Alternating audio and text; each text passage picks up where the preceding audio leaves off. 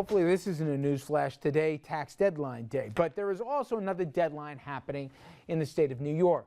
Under the SAFE Act gun control law, this is the deadline for owners of assault rifles to register their weapons with the state.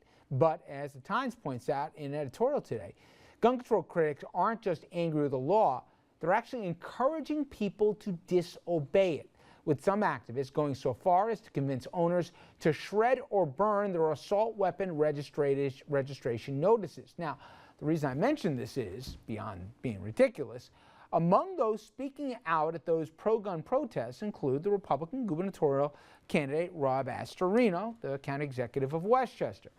Astorino has not, as far as we can tell, encouraged people to disobey the law, but he's also never condemned those who do or encourages his followers to obey the law either. Now, we reached out to the Astorino campaign today and asked them if he had ever spoken out against that effort or encouraged people to follow the law. Spokesman didn't answer, saying only the discretion of enforcing this bad law is up to law enforcement, the sheriffs and the DAs, many of whom have criticized it for its flaws. Now, this all comes a couple weeks after Astorino announced that he would keep his kids out of the Common Core school tests. Again, not taking the test, making political hay with a state law, though Astorino didn't break any law by having his kids skip those statewide tests. Listen, and I want to clarify, Rob did not in any way say, hey, everybody, screw the law, don't bring in registration, don't comply with it. It didn't go that far, but when there is a law in the books, it's a dangerous line here. When you're advocating to people, you know what, a bad law and I sympathize or I understand what you're saying, or standing next to somebody who's saying, we're choosing not to comply with it. What if people don't, nobody likes paying taxes, I hope, unless you're a masochist, but what if those people who say, you know what, as objections, I'm not going to pay the taxes. And as a lawmaker, you sit on that stage and you don't say a word.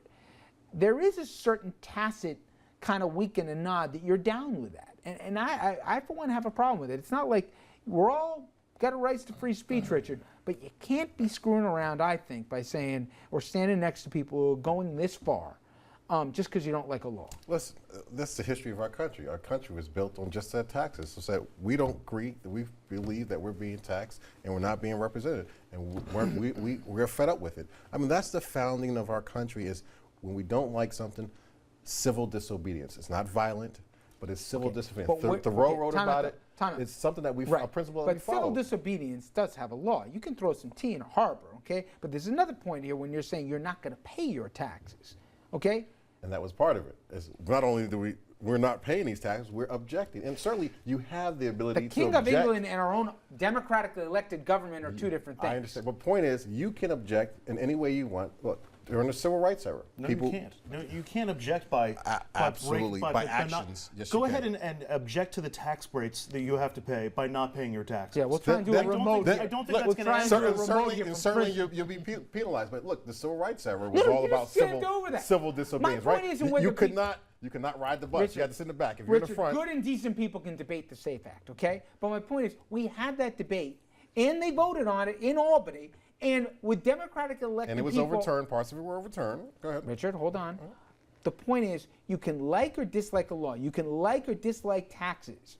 You have recourses for what you can and can't do. But one of your recourses is you can't decide you're not going to obey or acknowledge certain laws. And when lawmakers even so much as suggest, or just by commission, or just sit there as people are advocating to do it, to me, that gets dangerous. But here's the thing. Rob Astorino is running for governor of New York. There are a lot of people in New York who do not like the SAFE Act, who disagree with it, who think it's a bad law.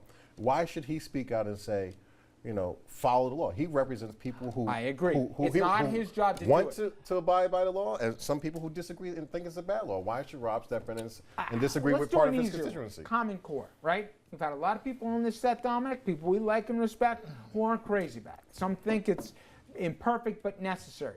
Either way, when you pull your own kids out of it, right, is that statesmanlike? Well, I'm dealing with Common Core right now, the education issue. Some could actually go as far as to see that as actual leadership. It depends. It's all in the eyes of the beholder who's looking at the issue.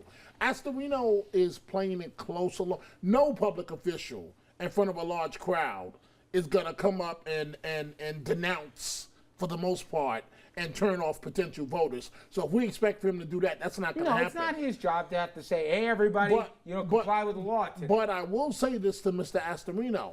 You better remember the story of Rudy Giuliani. Giuliani joined the protesting police officers at City Hall against then incumbent Mayor David Dinkins. They were holding up signs that said washroom attendant and so on.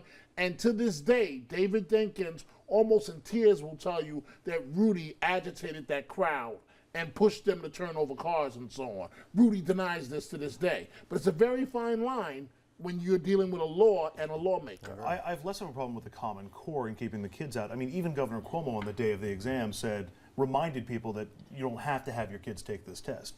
The gun law I have a much bigger problem with, and no, he didn't advocate that people should burn their registration notices, but he didn't stop it either when he was at the same event where people were saying it. And I mean, the upshot of all this is, if you wind up with an unregistered assault weapon, it can be confiscated now, and you can be fined if you don't register it. I mean, you're actually hurting the people in the protest anyway by not at least encouraging them to follow the law. I also, I think we're losing the bigger picture. I just think that you can't pick and choose laws you like and you don't like. You don't like it, vote for the other guy. Who's going to promise to change the law or whatever. But if you're running for something or elected, I'm sorry, the responsibility comes along with it. And I'm not saying he went over it, but you're coming really close to that line. Okay, now, staying in New York, but going out to the island in Suffolk County, legislators have voted 10-8 in favor of raising the age for tobacco sales from 19 to 21, a move that has many people backing the very same argument. They can serve our country at 18. They could drive at 18. Why can't they buy cigarettes at 18? They're going to buy it anyway. Now, the law applies to cigarettes, e-cigs, cigars, cigarillos, go down the line. If sellers are caught violating the law by selling to people under 21, they could face a $1,000 fine for each violation found in a single day. They could also lose their license to sell tobacco products. Okay, the whole argument we've heard about alcohol in the past here, but at least that was a law that was already on the books. This is one that they're changing. You're a military guy. Absolutely. Do you think that there's no debate about the health consequences of tobacco and the impact on cancer rates and all the other bad things that it can do to one's lifespan and health? But should you have to be 21 to be able to buy tobacco? Listen, I don't know what they're trying to prevent here, but it's not going to happen. It's not going to work because it's too readily available. I mean, that doesn't mean that they should go and turn alcohol and say, hey, you should have alcohol available at 18. I'm not making that argument. I'm just saying in terms of tobacco smoke, whether you're 18 or you're 21, you still have a risk of catching cancer. Is your point is that it's futility because of access, or your point is that it shouldn't be 18, it should be, it shouldn't be 21, it should be 18? My point is you should ban cigarette smoking, period, because it doesn't matter whether you start 3 years later and start smoking, you still have the bad effects. Heck, you have bad effects of secondhand smoke. So if it's to accomplish the goal about health, it's Richard, every libertarian who ever lived is on the phone for you. Thank you. I'm torn on this one because this is tough. Clearly, there is a problem because these kids are being targeted, so that when they become 18, a lot of them pick up smoking, and we know it's a deadly thing. To my mind, I think the greater focus should be on reducing the targeted ads and trying to ease some of the burdens, maybe restrict or regulate better the tobacco companies and how they're... A little bit of a cop-out, Andrew. No, it is. But as for, the age, I kind of think when you're 18, if you have the right to vote, if you have the right to potentially be drafted into service for your country... the argument. If it's 18, that means they start at 50. And if you make it 21, you have a better chance that they're not going to sell to somebody unless And somehow new smokers are still coming along despite everything that we know. Smoking rates are down, obviously. But at some point, adults have to be adults, and you have to treat people like adults. And I think in this case, I tend to side with the 18-year-olds. How about you? Bravo by the legislature. I fully support the move. Anything that's going to lessen or potentially, maybe it won't work, but potentially lessen. I believe the theory behind this is that, of course, if they want to smoke, they're going to smoke. But if they start at 18, they may be smokers for the rest of their life. And if you can push it back a little bit, maybe then they won't turn to smoking. I don't know, but I fully support it. Okay. Fully. when we come back here, it is an issue that, trust me, will be one of the definable ones in this midterm election season.